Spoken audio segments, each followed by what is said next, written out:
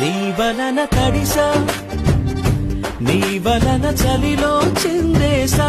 ఎందుకని తెలుసా, నువ్వు చనువిస్తావని ఆశ. చారు పవిటని